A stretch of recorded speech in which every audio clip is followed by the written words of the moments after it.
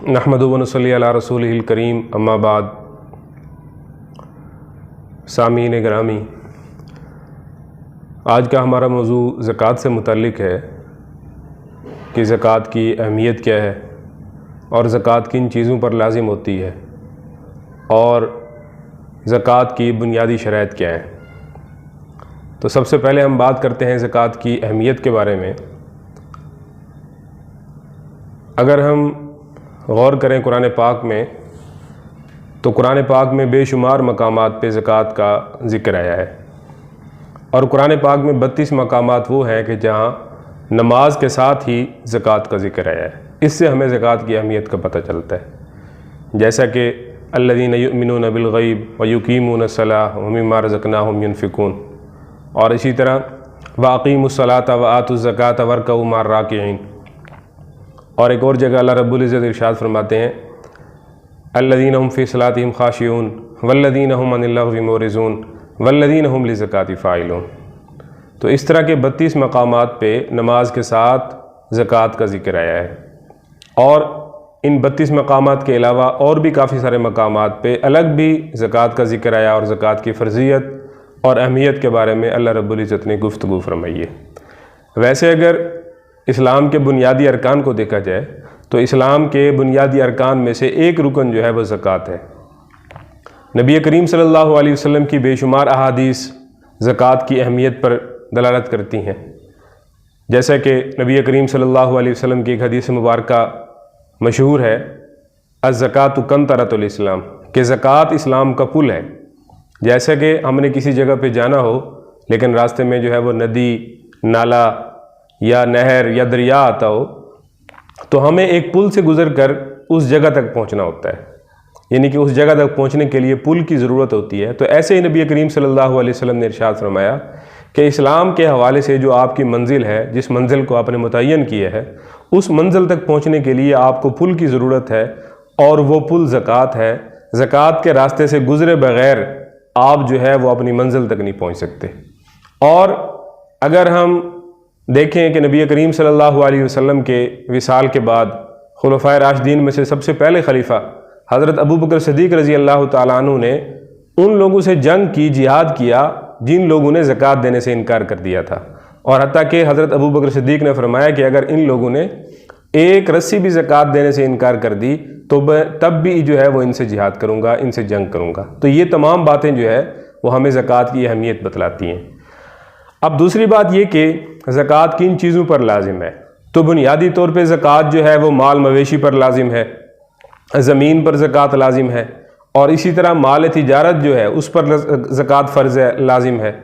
और इसी तरह जो आपके घर में सोना और चांदी मौजूद है, या इसी तरह जो ऐसा माल और दौलत पड़ा हुआ है कि जो ज़्यादा ज़रूरत है, ऐसा सामान जो कि ज़रूरत से ज़्यादा है, या माल दौलत है, सोना चांदी है, उस पर भी ज़कात है।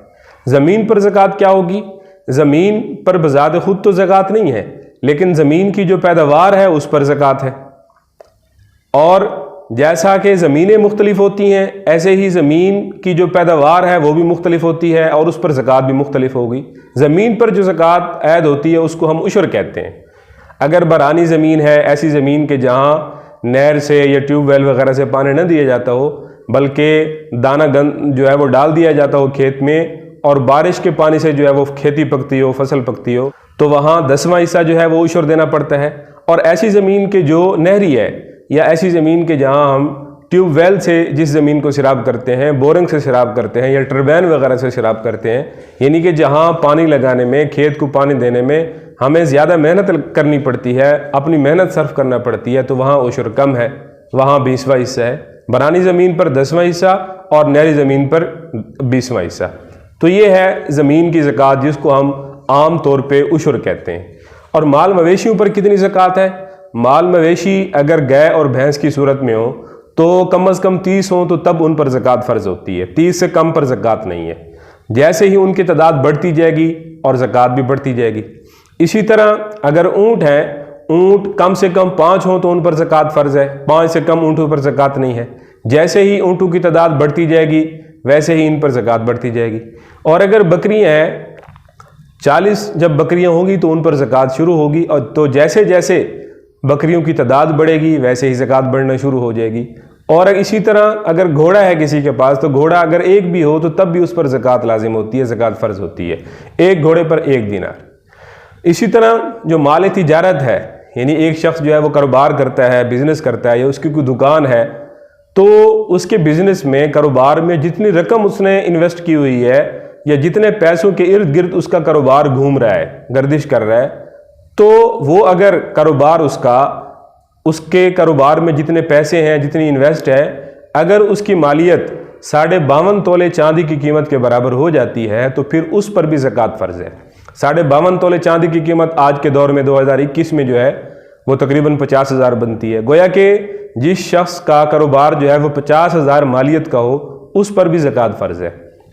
इसी तरह एक शख्स के पास कुछ सोना है, कुछ चांदी है, कुछ दूसरा माल है, सरमाया है, यानी कि मिली जुली चीज़ें हैं, तो वो तमाम चीज़ें अगर 52.5 तोला चांदी की कीमत के बराबर पहुंच जाती हैं तो तब भी उन पर ज़कात फ़र्ज़ होती है।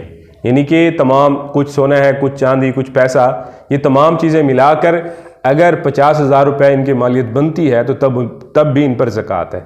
अगर महज चांदी है एक शख्स के पास, ना उसके पास पैसा है ना उसके पास सोना है, तो अगर 52.5 तोले चांदी है तो उस पर ज़कात है, 52.5 तोले चांदी से कम में उस पर ज़कात नहीं है।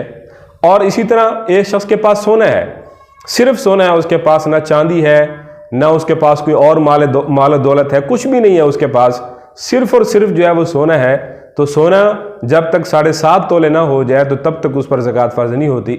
जैसे ही सोना 7.5 तोला हो जाए उस पर भी ज़कात फ़र्ज़ होगी। तो ये थी ज़कात कि किन चीज़ों पर ज़कात लाजिम है।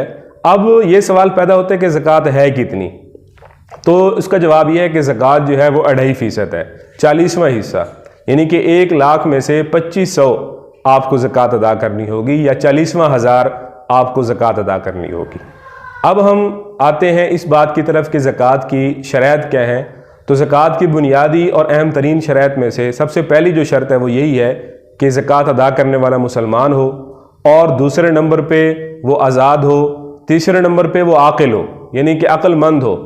ऐसा शख्स जो मजनू है, पागल है, नीम पागल है, या ऐसा नासमझ बच्चा कि जो अभी नासमझी की हालत में है, नाबालिग है, बच्चा है, उस पर भी ज़कात फ़र्ज़ नहीं है।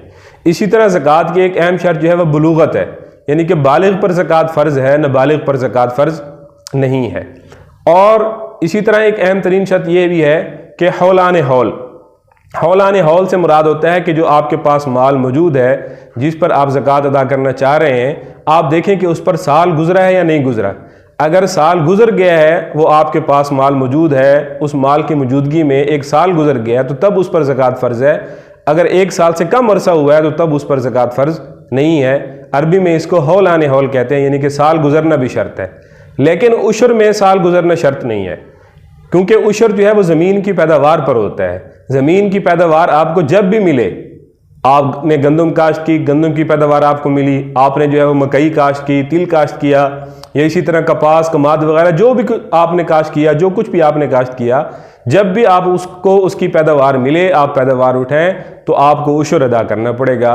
उशर में या ज़मीन की जो पैदावार है उसमें साल गुजरना शर्त नहीं है, बाकी तमाम चीज़ों में साल गुजरना शर्त है। कि रही ये बात कि ज़कात किन लोगों को अदा की जाएगी और किन लोगों को अदा नहीं की जा सकती, इस हवाले से हम अगली जो वीडियो है उसमें गुफ्तगू करेंगे। इस मौजू से मुतल्लिक आपके जहन में कोई सवाल है, ज़कात की अहमियत से मुतल्लिक, ज़कात की शराइत से मुतल्लिक, या ज़कात किन चीज़ों पर लाजिम है, इस चीज़ से मुतल्लिक अगर आपके जहन में कोई सवाल आता है तो आप बराह रास्त मुझसे सवाल कर सकते हैं। आप कमेंट करें, आपको रिप्लाई किया जाएगा। वमा अलैना इल्लल बलागुल मुबीन।